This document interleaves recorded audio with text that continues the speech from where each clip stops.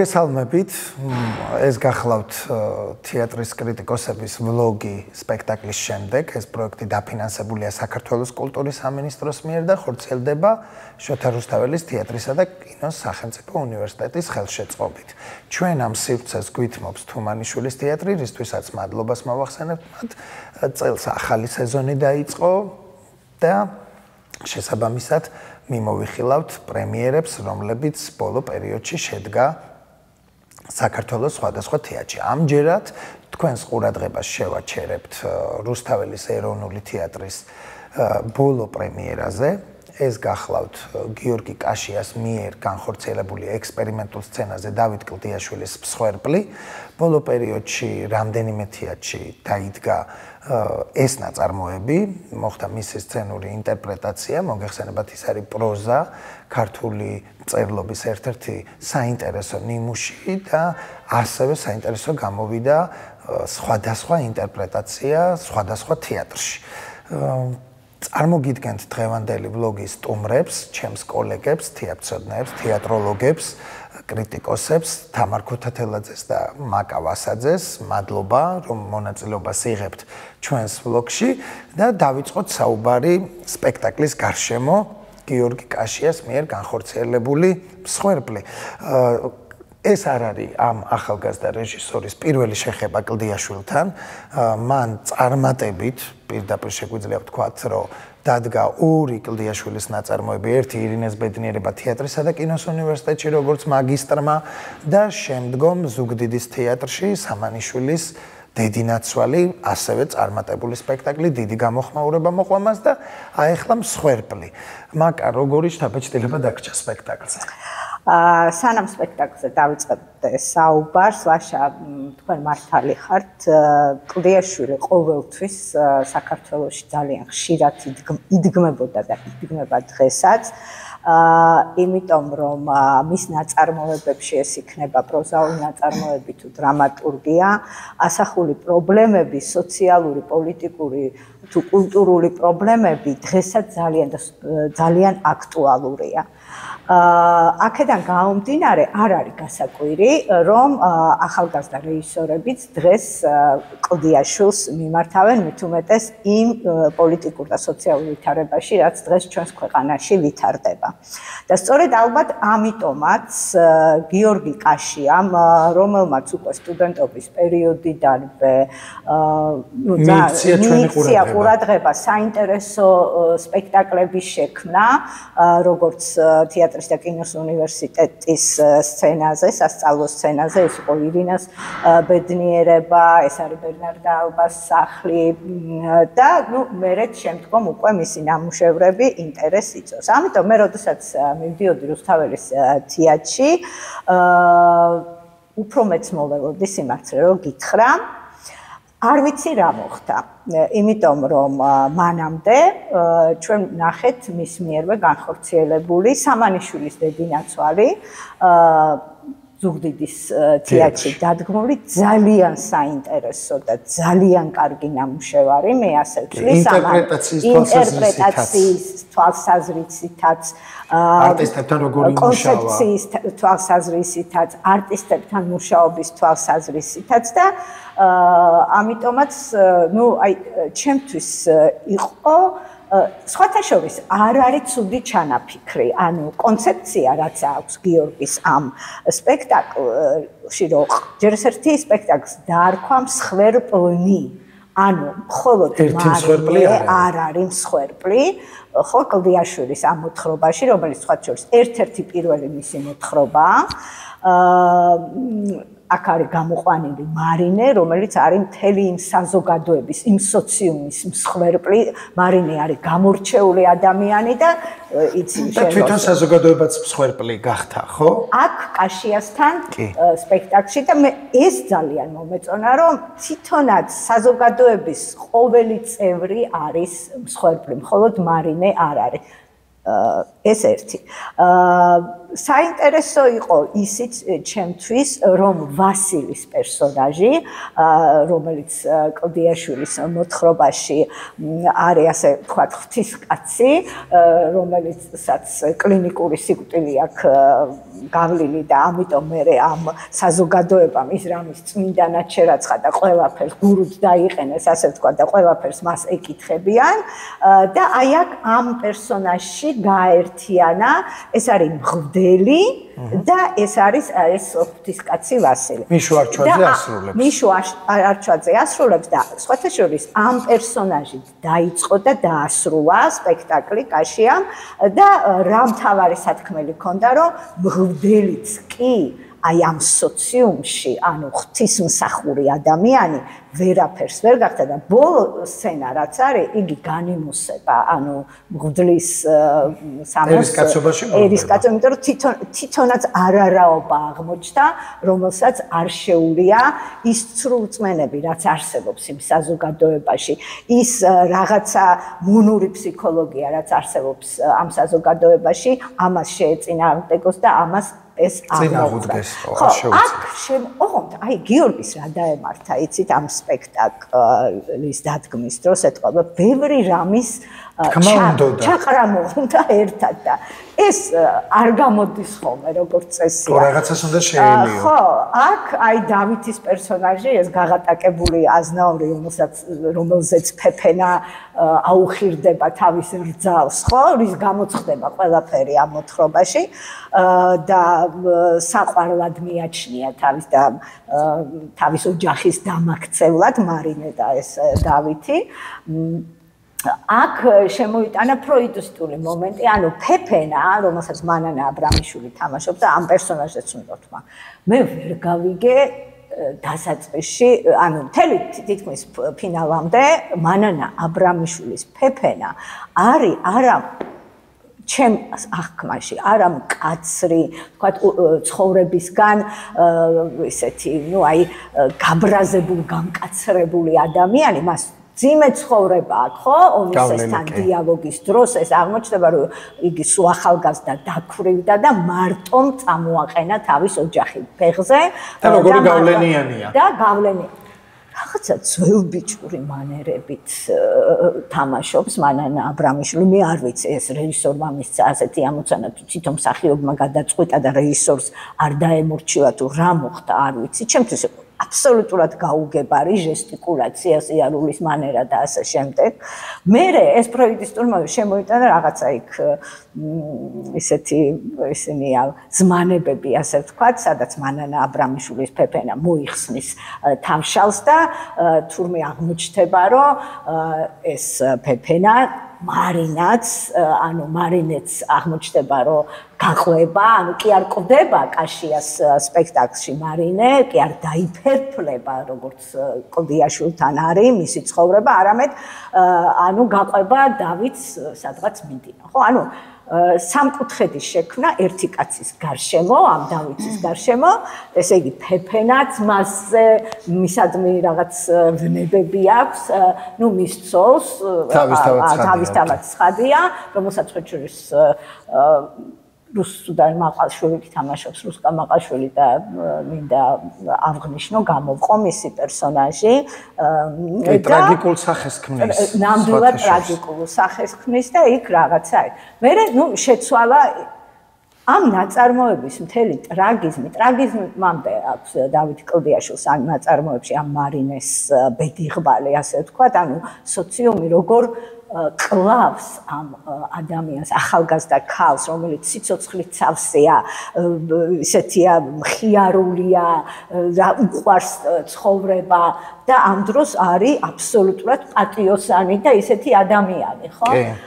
და ეს გამოიყვანა, ну რაღაც, ხო, ჩემთვის ცოტა გაუგებარი იყო ეს მომენტი. მოდი თამარსაც ვკითხოთ. კი ბატონო. რასთა ბეჭდილება დაგჭა ჯერ შენი აზრი და აი ეთანხმები თუ არა მაკას მოსაზრებებს? ხო, აი მე ვფიქრობ, რომ თვითონ გიორგი კაშიამ ძალიან კარგად აუღო ამ დავით კლდიაშვილის ზოგი სპექტაკლი, ზოგიერთი მათგანი ძალიან კაი გამოვიდა, როგორც მაკამაც აღნიშნა. და ამჯერად მე მომეჩვენა რომ მას უნდა შეექმნა შერეული ჟანრის სპექტაკლი. მაგალითად ნინო არსენიშვილი ცდილობს რომ რაღაცა კომიზმი შემოიტანოს, თუმცა მსახიობი ვერ ამართლებს ამ მოცემულობას. იგივე ეს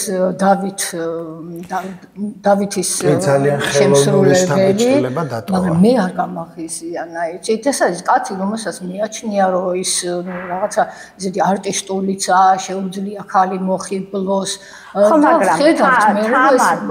მაგრამ ის ხერხები, რაც მსახიობს აქვს გამოყენებული, ანუ მუნჯი კინოს რაღაც თვალების ხაჩვა, წარბების აი რაღაცა, ნუ ჩემს თავდაჯერებული ადამიანი.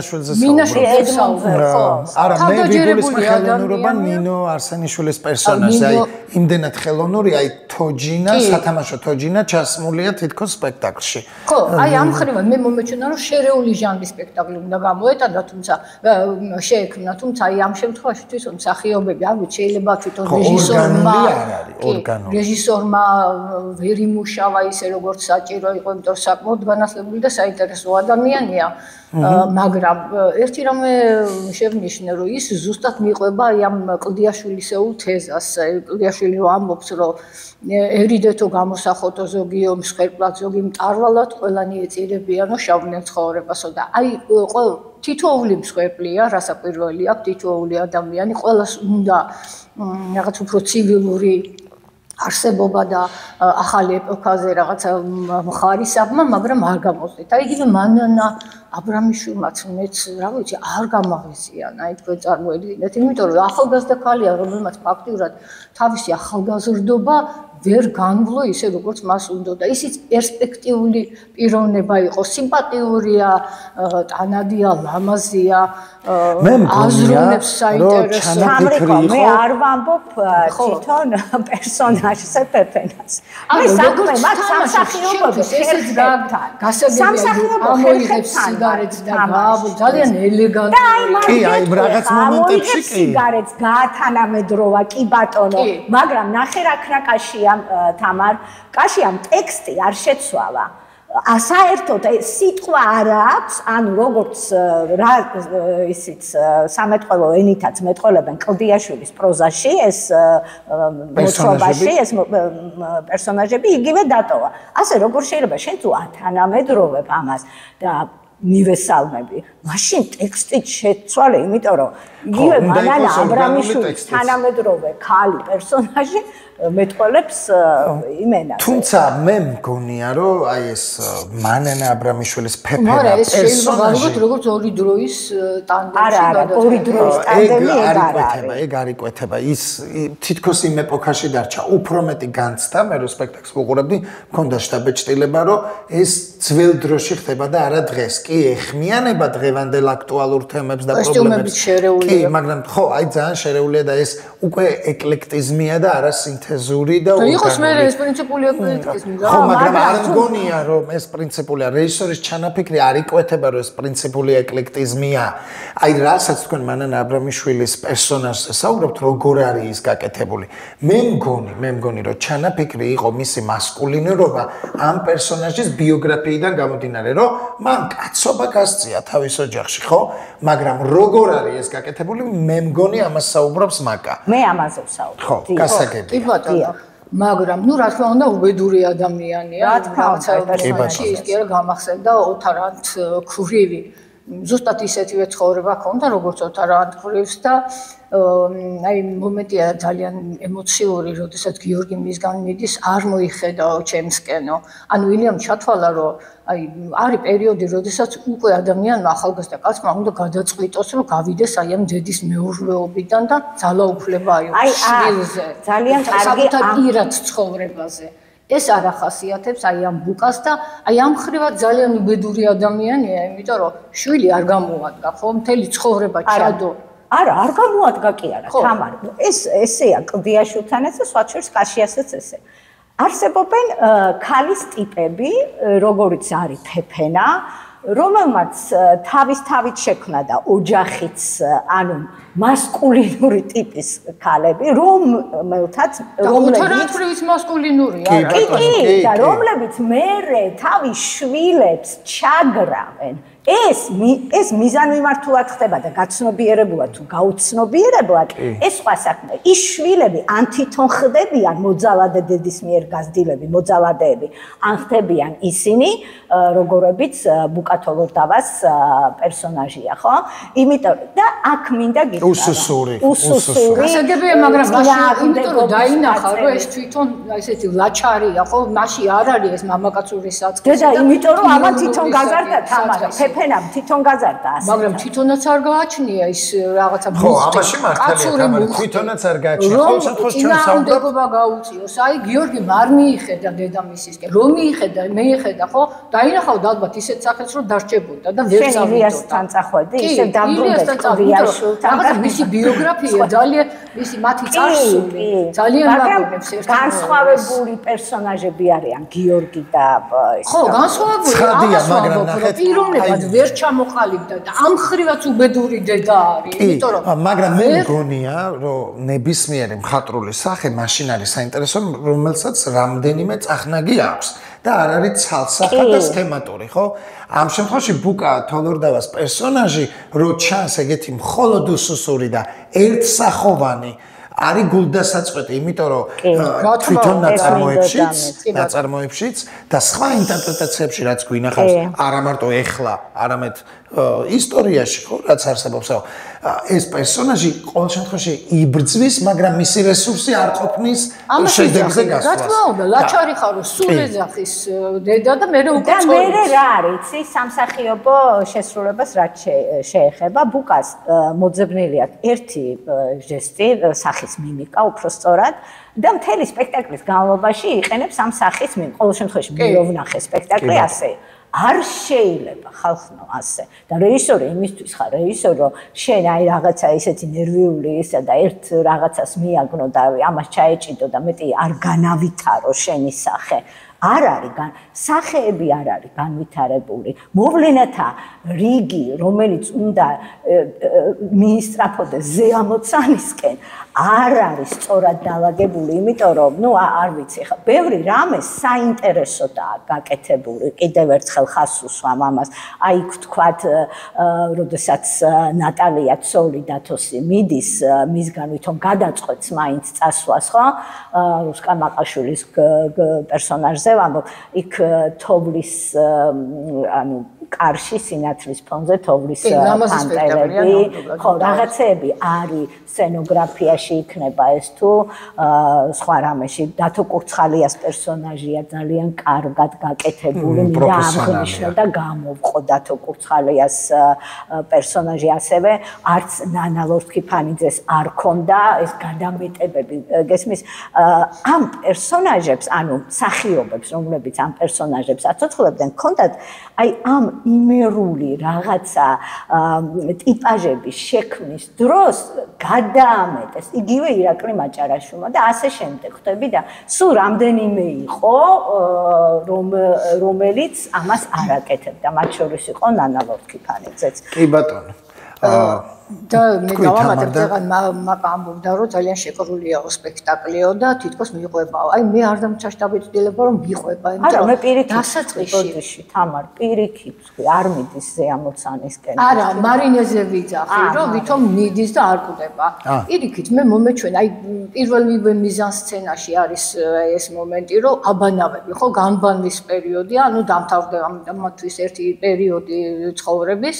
თავისუფლების ბავშვობის და იწყება ნუ პირადი უღლების პერიოდი ხო უღლების პერიოდი და აი მოგვიანებით არის უკვე რომ აი ეს ტაშტი რომელშიც ისინი ვანალდნენ კუბოს სახით გააქვთ მხარზე შედგმულები სახიობურად ანუ გარდაიცვალ ხო მეუბნება რომ პირდაპირ გარდაიცვალნენ და ის სისხლის წვეთებიც რაც ფარდაზე რომ იღურება სინათლის ძალიან პირდაპირია და ცოტა პრიმიტიულიც არის აი ესეც მიგვანიშნებს რომ ის კვდება ფაქტიურად ფინალში მაგრამ აი სიგრძის მიზანზე რა თქმა უნდა არ გამოიტანა თუმცა აი რომ მიყვება ეს მე მგონი უფრო წარმოსახვის ნაყოფია აი თვითონ აი ამ ფეფენასი და მას მიაჩნია, რომ ისიც მზად იქნებოდა ვთქვათ, რომ გამოჩენილიყო მისთვის იქნებოდა ეს დავითი თუ რომელიმე მამაკაცი, ალბათ აი ამ ფლირტზე თვითონაც სიამოვნებით დათანხმდა. კი ბატონო. აი ეს აღიზი, გარდა ამისა, აი რო ხვდება, რომ მისი შვილი ესეთი ჩვარია, რა თქმა უნდა, აი ამ ფლირტს ის ძალიან სერიოზულად იჯერებს და ხედავს, რომ ამხრივაც ენგრევა ოჯახი, იმიტომ რომ მის შვილს წინააღმდეგობის გაწევა არ შეუძლია და ეს გოგო, რა თქმა უნდა, უკვე აცნობიერებს, რომ მისი ქმარი მას არ შეუძლია დაიცვას ოჯახი და ამდენად ის მზად არის, რომ სადღაცა მარიამის შემსრულებელი პერსონაჟი, მარინეს შემსრულებელი პერსონაჟი ახალგაზრდა გოგოა და ძალიან სიმპათიური და კარგი ხმის ტემბრით. უნდა დავასრულოთ, იმიტომ რომ ჩვენ დისკუსიას ამ სპექტაკლზე ვერ დავამთავრებთ. მაყურებელიც შენიშნავდა ალბათ იმას, რომ ეს სპექტაკლი იძლევა დისკუსიის ასთა სხვადასხვაობის შესაძლებლობას და ყოველთვის საინტერესოა ეგეთ სპექტაკლი, ამიტომ ყველას გირჩევთ, რომ ნახოთ და აუცილებლად მე გაიაზროთ ეს წარმოდგენა და ყველა თქვენ წილ აქტუალურ პრობლემას და ძალიან ისე გულთან ახლოს მისატან თემასაც დაინახავთ და აღმოაჩენთ ან თქვენ თავს ან ამ საზოგადოებაში, რომელიც წარმოგვიდგინა გიორგი კაშიამ კლდიაშვილის მსხვერპლის მიხედვით, ან თქვენს ახლობლებს და ნათესავებს და გარშემომყოფებს მაინც აღმოაჩენთ და მათ ცხოვრებას ნახავთ სცენაზე. ამიტომ ნახეთ ეს სპექტაკლი აუცილებლად რუსთაველის თეატრის ექსპერიმენტულ სცენაზე და როგორც უკვე აქ გაჟღერდა, ბევრი ცნობილი სახე თამაშობს ამ წარმოდგენაში. სხვადასხვა თაობის წარმომადგენლები. დამავიწყდა მე თქვა, რომ სხვათა შორის ჩაამატა კლდიაშვილის სხვა ნაწარმოებებიდანაც აქ და ბერნარდა ალბას სახლიდანაც აქ ფრაზები ჩამატებული. და ამხრივად საინტერესოა, რომ სპექტაკლი ეკამათის და აზრთა სხვაობის საფუძველს იძლევა, ასე რომ მართლაც სანახავია. ასე რომ დიდი მადლობა ჩვენს დისკუსიაში მონაწილეობის მიღებისთვის. ჩვენი სტუმრები იყვნენ თეატრწოდნეები თამარ ქუთათელაძე და მაკა ვასაძე. საუბრობდით რუსთაველის ეროვნული თეატრის სპექტაკლზე მსხვერპლი, რომელიც რეჟისორმა გიორგი კაშიამ დადგა.